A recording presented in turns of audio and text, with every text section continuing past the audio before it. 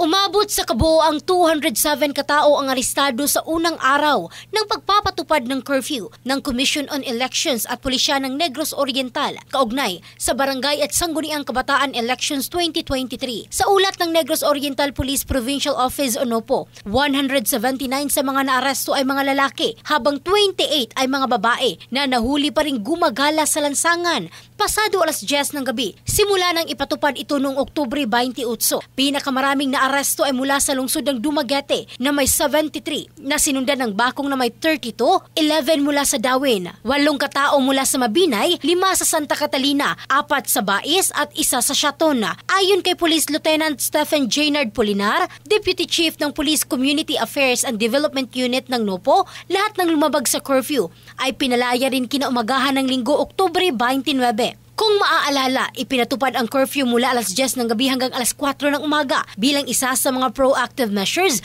sa pagpapasailalim sa Comelec control ng lalawigan. Ang bahaging ito ay hatid ng DriveMax Adult Herbal Capsule, lalaking laging umaangat in the heart of changing lives. Ito si Michelle Craste ng Brigada News Philippines, The Music and News Authority.